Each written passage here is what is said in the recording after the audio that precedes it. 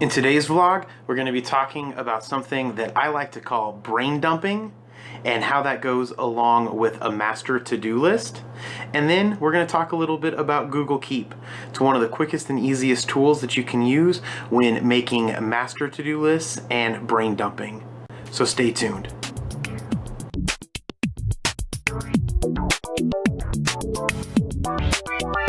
Rise presents Task Talk Part 2, brought to you by On the Other Hand. And again, my name is Jeremy Quintanilla, and I am coming to you so I can share the tips and strategies that I use to rise in my career, rise in my community, and rise in my lifetime. And if you're new to this channel, essentially what I do is I come to you every Sunday morning at 9 a.m. Arizona time, and I provide you with productivity tips to help you, like I just said, rise in your career, rise in your community, and rise in your lifetime. So today I'm going to be talking a little bit about master task lists or master to-do lists, and a little something I like to call brain dumping, which I didn't come up with that, but I came across it and I think it's fantastic. But before we get started, go ahead and hit the subscribe button. I'm just going to give a pause so you can do that real quick. Alright, and then make sure that you like this video. The more likes it gets, the more we can get it in front of more people on YouTube, and we can help people be more productive, or I can help share the tips that I use to be more productive. So let's go ahead and get started with master task lists.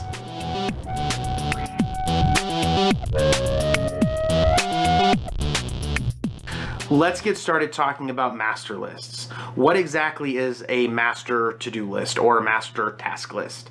Well, it's exactly what it sounds like. It is a master to-do list. And a master list needs to include all projects that you're working on. It needs to include your small tasks, your urgent items, and something that a lot of us don't put on this master to-do list is the stuff that we should be doing. You want to get everything out of your head and on paper of what you think you should be doing, what you want to be doing, and getting it out of your brain onto paper helps you make a plan for it. And the reason why you need a master to-do list is because it's going to ensure that nothing is forgotten, because everything's going down on this list. No matter how a task originates, you need to make sure that it goes on your master list. So let's think about some of the things that are on my master task list. I need to set up a doctor's appointment for a chipped tooth.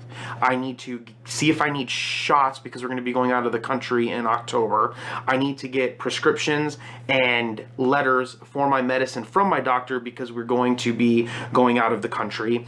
And I'm a type 1 diabetic, so I have to carry syringes with me, and I need to make sure that I don't get in trouble having those when we're going on our vacation. And then one of the things that I want to do for music is learn the oboe.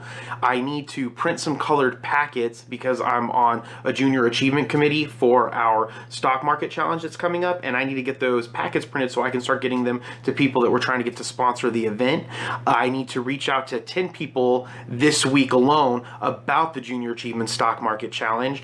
I need to call a high school because we need a band to play for our grand opening. Learning Spanish is always on one of my should-dos because I need to learn Spanish.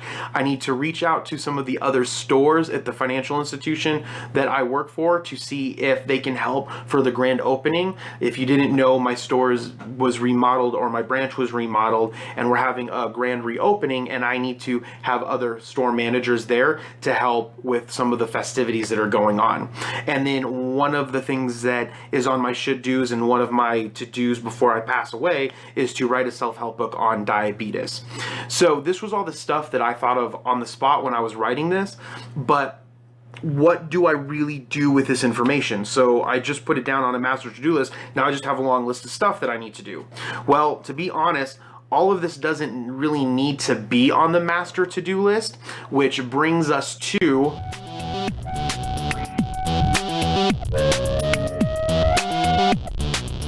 what is brain dumping?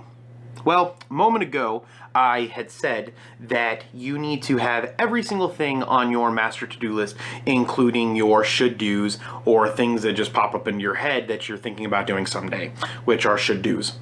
This really isn't true, and unfortunately I was lying to you. You don't need to have it on your master to-do list. So you need to have everything out of your head, because that's really the point of having a list, is to get it out of your head, helps reduce stress. This is the first step in the planning process. So the next thing that you need to do is prioritize the list. So the first step is to get it all out of your head and on paper. Now you need to be responsible for prioritizing what you're going to be doing. The best place to start prioritizing is with the master list. The only thing that should go on the master list are the items you are going to be actively working on. Okay, I'm going to say that again. The only thing that goes on the master to-do list are the items that you're going to be actively working on. Everything else goes onto a someday list. And a someday list is really what I used to call it until I was starting to do some research for this vlog, and I came across a website called The Scattered Squirrel, and the author of the blog that I was reading about calls this list brain dumping, because you're dumping all of this stuff from your brain and you're getting it on paper. So if you take a look at the description below, there's going to be a link to the Scattered Squirrel website, so you can take a look at all the stuff that they have to offer. It was a great website.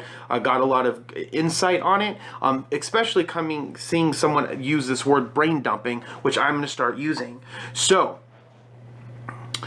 the article talks about brain dumping, which is where all of the stuff that you want to do goes on that list.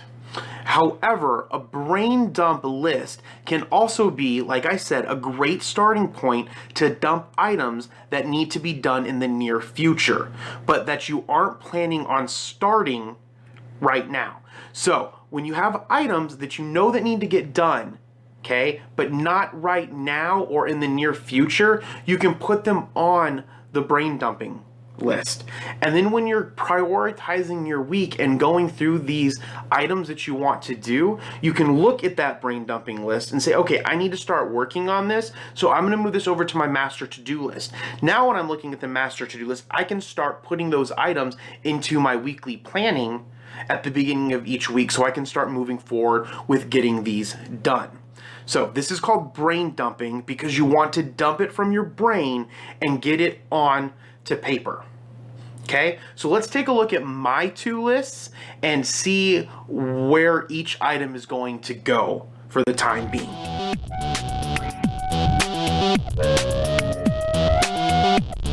All right, I'm coming to you from live inside of my computer. Not really, I'm still sitting in my dining area, but I am using my screen capture tool that I have. But what you want to do is you want to start off by putting everything on the brain dumping list. Okay? And the reason why you want to do that is because you want it all in one place. And then as you go through it every week, you want to move it over to the master task list. So this is everything that I had that I mentioned from the beginning of the video. That is the stuff that I had on my master task list or master to-do list. Okay, set up dentist appointment, get prescription, set up orthodontist appointment, learn the oboe, print colored packets for junior achievement, call on the high school to play for the grand opening, learn Spanish, reach out to stores to help with volunteers for grand opening, and write self-help books.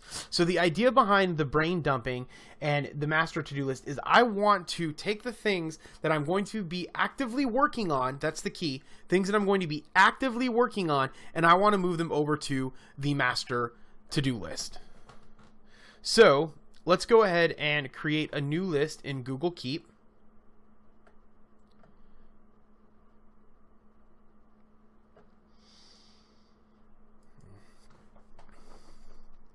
All right, so we're going to call this master task list.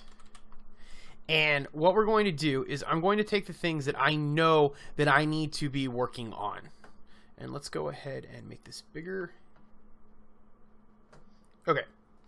And just in case you're wondering, the reason why it says offline is because I'm having a problem with the network connection from the Wi-Fi from my computer. And the good thing is I have it, was able to get into Google Keep before it went off again, so I'm able to show this. But so we have the master task list, and now I want to put on it this items that I'm going to be actively working on. So okay, so those are the items that I need to have on my master task list so that when I am going through my week, I know that these are things that I need to put on my weekly planning so that I can make sure that I get them done throughout the day or throughout the week. So now that I have these off, let's go ahead and delete some of these from the brain dumping list. So this is on the same list.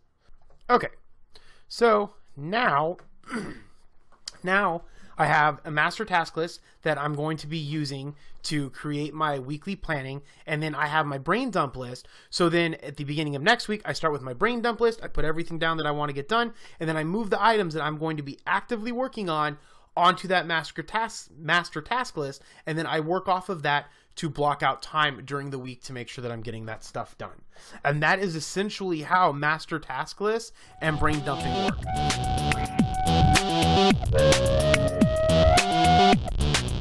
So if you notice, I'm using Google Keep, as I'd mentioned, and Google Keep is actually my favorite platform to use, or my favorite app to use, because it's very, very, very simple, and because you can color code things very easily.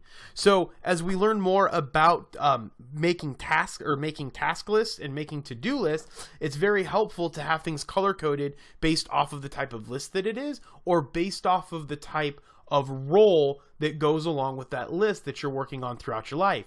And so if you open up the notes that you're working on, or the list that you're working on, you see some cool stuff down here. There's a remind me portion that lets you go ahead and put reminders in. There's tomorrow, there's next week. It actually,